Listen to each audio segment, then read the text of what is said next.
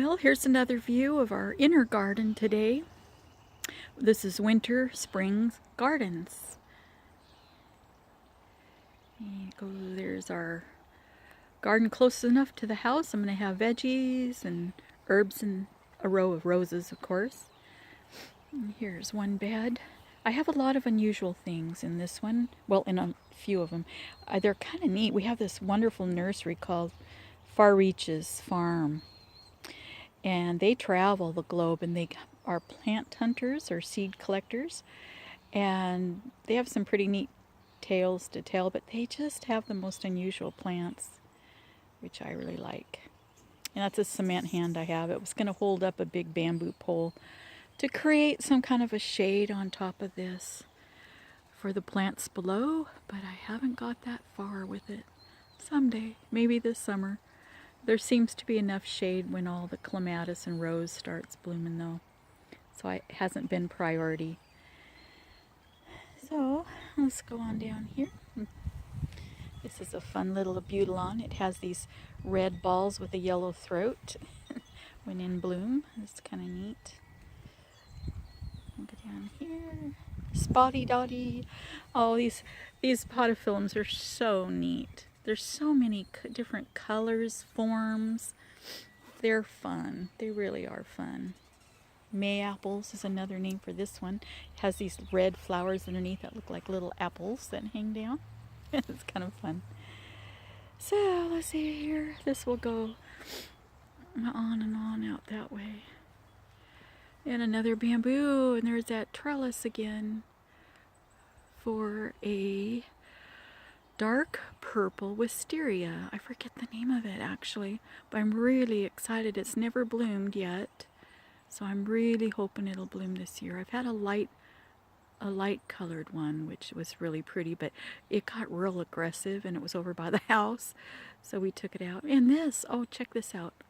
This is, of course, a magnolia, and it's called Galaxy, and it has just been wonderful this spring.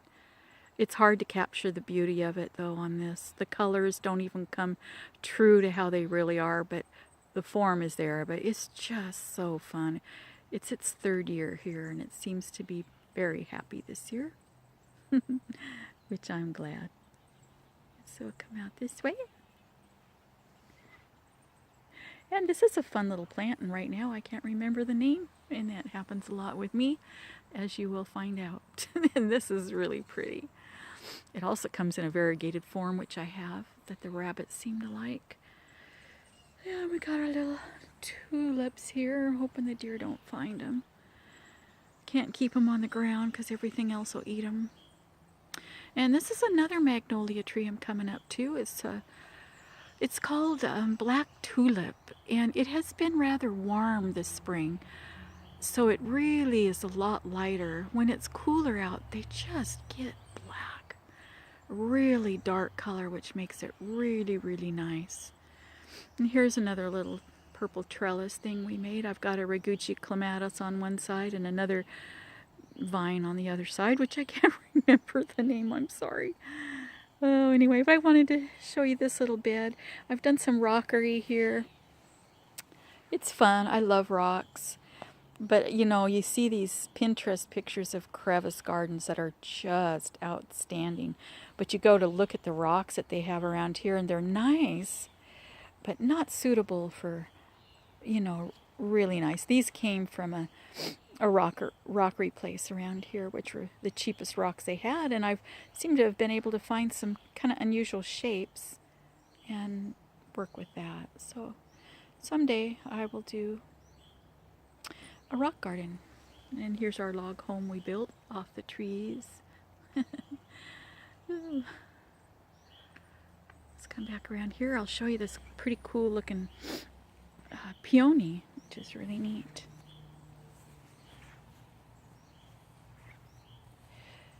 And there we go. Isn't that just outstanding? The colors, once again, you can't capture the colors on this, but it's really pretty. I'm really looking forward to that. Plus the wire cage around it's to keep the animals from eating it, the little rodents. They're so hungry this year. We have tons. So all these things are starting to come up now. Things I've even forgotten that I have had planted. It's like, oh yeah, that's right. That's always the fun part, you know, in the spring. You forget what you got. And then I got this really cool peony. I broke a branch on it accidentally, but I've got 3 new shoots coming out of the bottom. Yay! So it'll become more bushy. But I've got some, oh, it looks like 1, 2, 3 buds on it on this one, and I have another one that's got about 8 buds. So we'll have some color. And delphinium, that is the bluest blue that matches those jars that I put in those little cages. So that'll be give a little character. And that bare-looking tree is a ginkgo, and it turns yellow, the most beautiful color in the fall. It's really a nice addition. I'm glad I put it there because it seems to light up this whole area. And this is a leather leaf viburnum. Oh my gosh, I love it so. I've got some cuttings going. I'm hoping they'll root. But it gets very, very tall.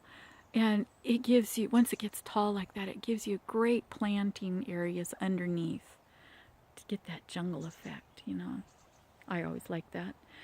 But I love it. It's just gorgeous. Just gorgeous. And here we got another bamboo, and it's a runner actually, and we got a little moat around it. My husband took the backhoe and dug a little ditch all the way around it, so we'll see how long that's good for. But it was growing across into the lawn, and we thought, okay, gotta really be accountable with this one. So we built a little bamboo fence along there just so people don't fall into the ditch, you know. And we have a wheel tree here, and I'm sorry I don't talk. Begins with a T, Trocandera or something like that, Trodendron, but it is really a pretty tree. Last year, though, it was covered with brown spots, and they all disappeared when it got warmer. So this year, as cold as it was, there's hardly any brown on it. There's this little area behind the viburnum. And we'll just come out. Here we got a really nice Japanese maple that's starting to bud out. And this is a new area back here that we put in, and we have this little Flintstone table and chairs. It's really a nice little place to sit and listen to all the birds, and we're trying to make it an oriental rock area. And so that's a start, and we planted a Mount Fuji cherry behind it. Hopefully it'll grow big enough and the branches will grow up and over the table, bringing some needed shade in the hot sun in the summertime. Another little vernal pond. And here's a little Japanese area thing, rockery thing I kind of started. It seems a little cluttery. I think I have too many rocks in it right now. But we'll see. I always like to change, just kind of experiment, you know. That's fun. That's all a part of gardening. I guess I'm pretty crazy with gardening. My husband he's so good at helping, though. I just really appreciate him. And anyway, here's this other peony. Oh, tree peony. Isn't that neat? Look at all those new shoots coming up. This one's purple. And I tell you, it is just stunning.